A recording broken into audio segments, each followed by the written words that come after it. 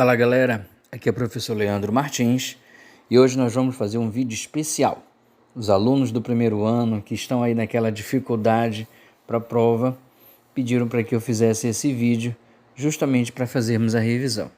Então vamos lá, dá uma olhada no vídeo, faz a tua revisão e fica tranquilo que vai dar tudo certo.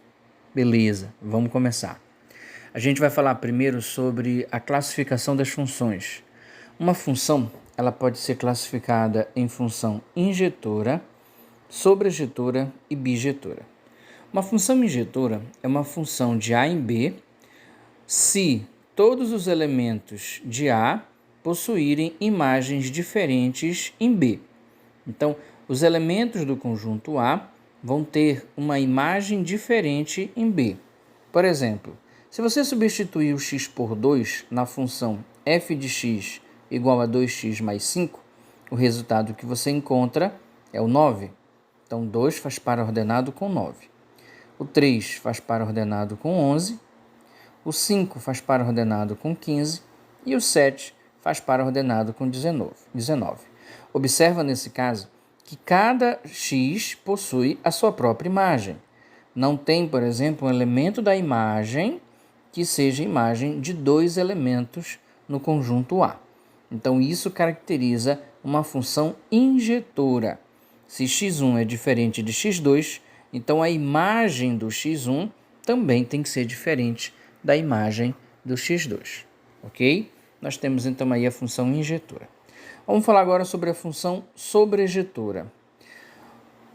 Uma função de A em B será sobrejetora se todo elemento de B for imagem de algum elemento em A, ou seja, todos os elementos do conjunto B também serão elementos do conjunto imagem, porque serão imagem de alguém do conjunto A.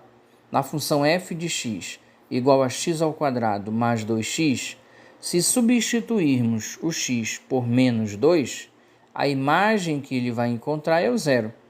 Se o x for menos 1, a imagem nesse caso vai ser menos 1. Se o x for substituído por 0, a imagem será 0.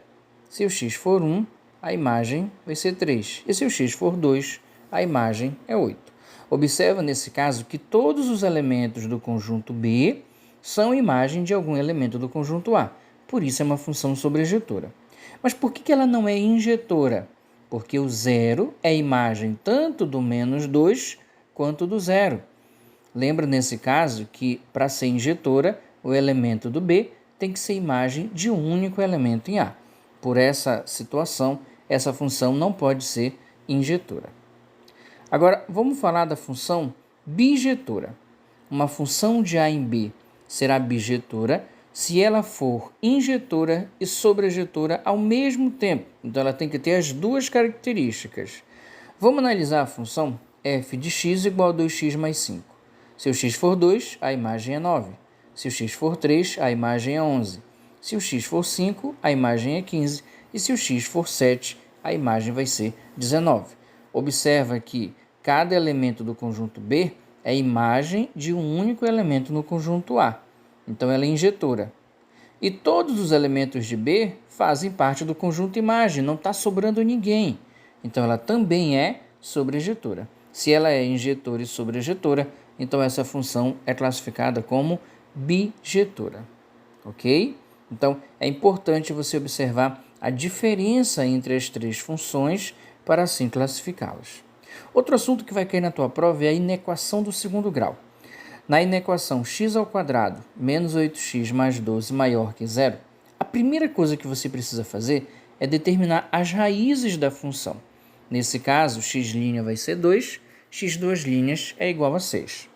O segundo passo é determinar a parábola. Observa que o A positivo significa dizer que a parábola tem sua concavidade voltada para cima.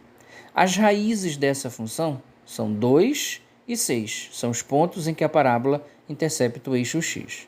Antes do 2 e depois do 6, você vai observar que o gráfico está para cima. Por isso, eles possuem imagem positiva.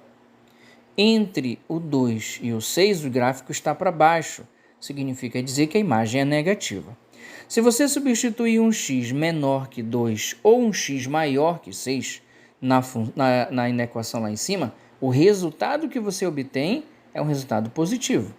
Agora, se você substituir um x entre 2 e 6, o resultado é um resultado negativo. Como a inequação pede aquilo que é maior que zero, então eu quero aquilo que está antes do 2 ou depois do 6. Porque se eu substituir um x menor que 2, eu vou ter um resultado positivo. E se eu substituir um x maior que 6, eu também terei um resultado positivo. Então, para que essa inequação seja positiva, o x tem que ser um número menor que 2 ou maior que 6. Esse é o nosso conjunto solução do primeiro exemplo aí. Vamos analisar agora um outro exemplo. Menos x ao quadrado mais 7x menos 10 maior ou igual a zero. Mais uma vez, determinando as raízes, nós temos x' igual a 2, x duas linhas igual a 5. Observa que o a é negativo, por isso a sua parábola tem concavidade voltada para baixo. As raízes 2 e 5 são os pontos de intersecção com o eixo horizontal. Observa nesse caso que entre o 2 e o 5, a imagem é positiva, o gráfico está para cima. E antes do 2 e depois do 5, a imagem é negativa, porque o gráfico está para baixo. Eu quero aquilo que é maior ou igual a zero, ou seja, eu quero a parte positiva. Então, quais são os valores de x que vão me dar uma imagem positiva? Pela análise, você observa que a imagem será positiva se o x for o número que estiver entre o 2 e o 5. Nesse caso, 2 é menor ou igual a x, que é menor ou igual a 5. Ele está entre o 2 e o 5. São esses os valores de x que vão me dar uma imagem positiva. Agora, o último item da inequação é a inequação produto. Nesse caso, nós temos duas inequações a analisar. A primeira é uma inequação do primeiro grau, 5x menos 10. Observa que como o a é positivo, nesse caso, a reta ela é crescente. Para você determinar a raiz, é só igualar 5x menos 10 a zero. Nesse caso, você vai obter x igual a 2. Depois do 2, o gráfico está para cima, por isso ele é positivo. E antes do 2, o gráfico está para baixo, por isso ele é negativo. Ao analisar, então, agora a segunda inequação, a do segundo grau, você observa que a parábola tem sua concavidade voltada para cima, que as raízes são menos 1 e 5. Nós temos também os sinais. Antes do menos 1 e depois do 5, o gráfico está para cima, por isso ele é positivo. E entre o menos 1 e o 5, o gráfico está para baixo, por isso ele é negativo. Juntando agora as duas inequações, nós temos o intervalo que vai entre menos 1 e 2, entre 2 e 5. Antes do menos 1, em cima o gráfico é negativo, embaixo é positivo. Menos com mais dá menos. Entre menos 1 e 2, o gráfico em cima é negativo, embaixo também é negativo. Menos com menos dá mais. Entre 2 e 5, em cima é positivo, embaixo é negativo. Mais com menos dá menos. E depois do 5, em cima é positivo, embaixo também é positivo, mais com mais é mais. Observa que o produto que ele está te pedindo é um produto que tenha resultado menor que zero. Se é menor que zero, eu quero aquilo que é negativo. E o intervalo negativo ele vem antes do menos 1, por isso x é menor que menos 1, e entre o 2 e o 5, por isso o x está entre 2 e 5. 2 menor que x, que é menor que 5. Ok? Então, agora a gente vai para o último item da nossa prova, que é o vértice da parábola. Vamos analisar a função f de x igual a menos x² mais 4x mais 12. Lembrando que para calcular o x do vértice é menos b sobre 2a e o y do vértice é menos delta sobre 4a. Analisando o gráfico, você observa que a parábola tem sua concavidade voltada para baixo, que ela intercepta o termo independente no c, 12, e as raízes, nesse caso, elas vão ser menos 2 e 6. Para calcular o x do vértice, você pode utilizar a fórmula menos b sobre 2a. Mas observe que esse gráfico ele possui uma simetria. Existe um momento em que ele tem igualdade tanto à esquerda quanto à direita. é exatamente o ponto chamado de vértice. Agora, se ele tem uma igualdade, então significa dizer que ele está no meio. Meio é média aritmética. Para determinar a média aritmética, é só somar e dividir por 2. Menos 2 mais 6 dá 4. E 4 dividido por 2 dá 2. Então, o x do vértice, que é o ponto que está exatamente no meio entre o x' e o x duas linhas, nesse caso, ele é igual a 2. E para determinar o y do vértice, é só substituir, no lugar da função f de x, o x por 2. E substituindo o x por 2, menos 2 ao quadrado mais 4 vezes 2 mais 12, o resultado dá 16.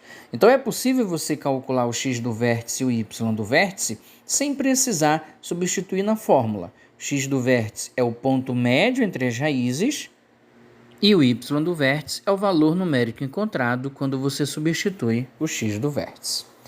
Vamos para analisar agora um item relacionado aos sinais dos coeficientes. Você sabe que quando a parábola tem sua concavidade voltada para cima, o A é positivo. Mas e o B? Como é que a gente vai determinar o sinal do B? Se você analisar o momento em que a parábola intercepta o eixo y, lembra que essa parábola pode ser crescente ou decrescente. No primeiro exemplo, ela está decrescente. E se no momento que ela intercepta o eixo y, a parábola está decrescente, o B é negativo. E esse ponto que ela intercepta o eixo y está acima da origem ou abaixo da origem? Nesse caso, acima da origem. Se está acima da origem, eu posso afirmar que o C é positivo. Analisando outro exemplo, a parábola também tem sua concavidade voltada para cima, então o A também é positivo. Quando a parábola intercepta o eixo vertical, o eixo y, ela está crescente. E se ela está crescente, eu posso afirmar que o B também é positivo. Mas o ponto que ela intercepta esse eixo está abaixo da origem. Se está abaixo da origem, o C é negativo. No outro exemplo aqui embaixo, você tem parábola com a concavidade voltada para baixo, por isso A é negativo. E essa parábola intercepta o eixo y no momento em que ela está crescente, por isso B é maior que 0. E o ponto que ele intercepta está acima da origem. Se está acima da origem, o C também é positivo. No exemplo, agora nós temos a parábola com a concavidade voltada para baixo, por isso A é negativo. Ela intercepta o eixo y quando ela está crescente, por isso B é positivo. E intercepta em um ponto abaixo da origem, por isso, nesse caso, o C é negativo. E no último exemplo, nós temos também a parábola com a concavidade voltada para baixo, o A é negativo, mas observa que a parábola intercepta o eixo y, o eixo vertical, no momento em que ela está mudando do positivo para o negativo. Isso quer dizer, então, que o B é igual a 0. E o C é o momento em que ela está acima da origem. Se está acima da origem, então o C é maior que 0. Vamos ver agora um pouquinho da aplicação do x do vértice e do y do vértice. Nós vamos começar com essa questão que caiu no Enem 2015. E aí ele traz a função t igual a menos h ao quadrado mais 22h menos 85. Ele fala que essa função é a função que representa a temperatura de uma estufa em função do tempo em horas. E ele pede no comando da questão a temperatura máxima. E para nós calcularmos o valor máximo ou o valor mínimo, devemos utilizar o y do vértice. Nesse caso, é menos delta sobre 4a. Vamos calcular primeiro o delta. Lembrando que delta é b ao quadrado, menos 4 vezes a vezes c. O b é 22, o a é menos 1 e o c é menos 85. 22 ao quadrado dá 484. E 4 vezes 85 dá 340, com o jogo de sinal, menos 340. Então, o delta é igual a 144. Substituindo na fórmula, nós temos menos 144 sobre 4 vezes o menos 1. Menos 144 sobre menos 4, y do vértice é igual a 36. Então, no caso, como a temperatura de 36 é uma temperatura considerada alta, a alternativa correta é a letra D. Está entre 30 e 43, por isso a temperatura é alta. Agora, e se eu mudasse a pergunta? E se ao invés de eu pedir a temperatura máxima, eu pedisse o instante em que essa temperatura é máxima? Nesse caso, eu não estou pedindo o y do vértice, mas sim aquilo que me leva a encontrar o y do vértice, que nesse caso é o x do vértice. O instante aí está representando o tempo em horas. Observa que ele está como variável da tua equação. Por isso, ela vai representar o x. E nesse caso, o x do vértice, a fórmula menos b sobre 2a, menos 22 sobre 2 vezes o menos 1, menos 22 sobre menos 2 é 11. Então, quer dizer que essa temperatura será máxima às 11 horas, ok? Vamos agora para um último exemplo, só que nesse caso a função precisa ser formada. Observa só, um lava-jato tem 50 clientes fixos por semana e cada lavagem custa R$20. Sabe-se que a cada R$1 que o dono desse lava-jato aumenta no preço da lavagem, ele perde 2 clientes. O preço que maximiza a arrecadação semanal desse lava-jato é D. Então, o preço aí ele vai ser relacionado com a quantidade de clientes. Analisando então, ele tem 50 clientes e em cada aumento que ele efetua, ele perde 2 clientes. Então vai ser 50 menos 2 clientes para cada aumento.